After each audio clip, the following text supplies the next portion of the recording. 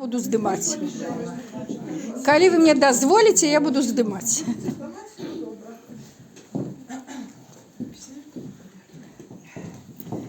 Добрый день, поважанные гости. Вы находитесь у музея Бабина хата Хорошинской сярэдняй школы. Названы яны так тому, што ён пабудаваны у выглядзе беларускай хаты 19-го, пачатку 20-го стагоддзя. Усё тут зроблена так, як было у звычайнай сялянскай хаце. Ну, вы бачыце сцены, якія пакрыты узорамі, вы бачыце рушнікі на сценах, вы бачыце палаці. Добрый день. Сідайте. Там ще столики є. Да-да-да. Сидите, сідайте. А я буду там садитесь.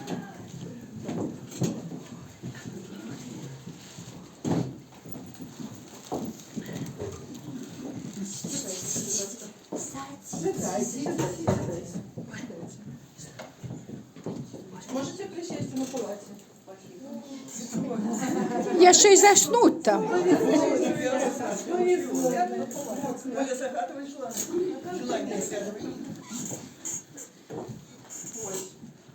Адметнай асаблівасцю нашага музея з'яўляецца тое, што ўсе рэчы тут выраблены ўручную.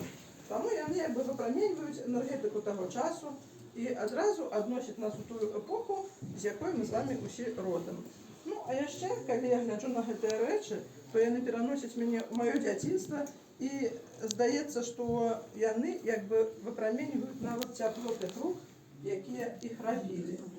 Ну, давайте з вами падумаем, ці вось гэты мужчына, які вырабляў гэтую штуку, думаў калісьці, што яна будзе стаяць у музеі. Або вось гэтыя кросны, якім больш за 150 гадоў. Іх рабіў яшчэ дзед той жанчыны, которая памерла ў 85 гадоў у 2013 годзе. Такім чынам мы падлічылі, што гэтым кроснам ужо больш за 150 гадоў. Але яны вось яшчэ жывуць і радуюць нас. Ну, пры ўваходзе ў музей, пры ўваходзе ў нашу хату нас сустракае печ. Ну, вы ўсе ведаеце, што печ гэта такое прыстасаванне, да якой адносіліся як да жывой істоты. Немагчыма сабе уявіць хату без печы. Печ нас абагравала, печ нас лячыла, карміла, і такім чынам да печы ставіліся як да жывой істоты. Ну, людзі старыя казалі, што пры печы нельга ўжываць грубыя або непрыстойныя словы. Сказаў бы, дык печ пачуе, так казалі мужчыны. Ну, канешне, каля печы знаходзіўся печны інвентар. Утвар, чапіла, лапата хлебная. Да хлебнай лапаты таксама ставіліся як для звычайнага абярэга. Мабыць, таму, што яна мела дачыненне да хлеба, і калі пачыналася мыланка ці гроза вялікая, то гэтую хлебную лапату выставлялі на двор, каб уберагчы свае будынкі ад пажара. Ну, вось вы бачыце гліняны посуд, які даволі прыгожа глядзіцца і на кухоннай паліцы, і на абедзельным стале. Вось гэта гарлачык, у якім доўга не скісала малако. А гэта гарлачык жбан. Яны вельмі падобныя адзін да аднаго, але ж гарлачык старэйшы за жбан. Таму што жбан мае ручку і носік, каб лепш было наліваць. І так, начоўкі.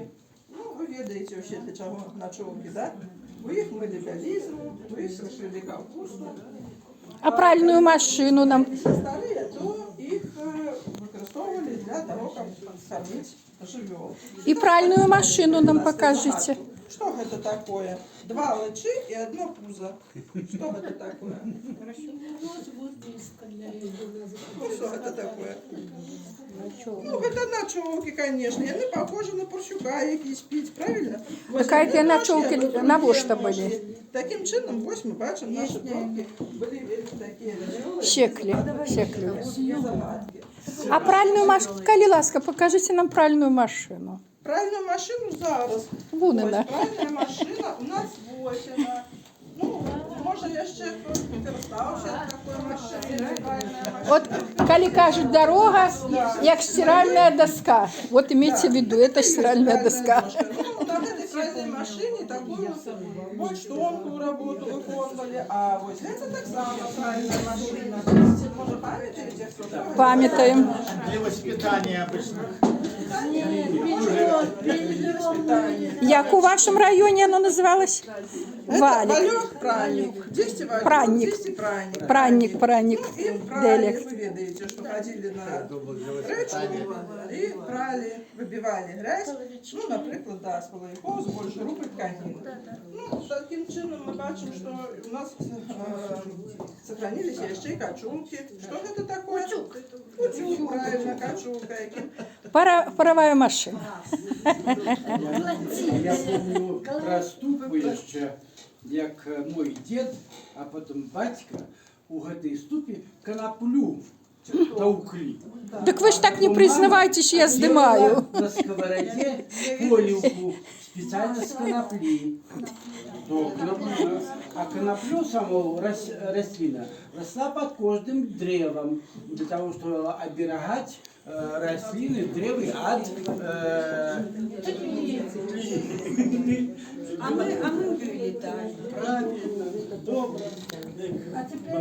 Так само ви бачите, що так само для всіх, для вас це відома така реч. Коромисло, носили воду, жарили, окраси, ціле колечко. Ніка, ну у вас дуже промоє коромисло. Два.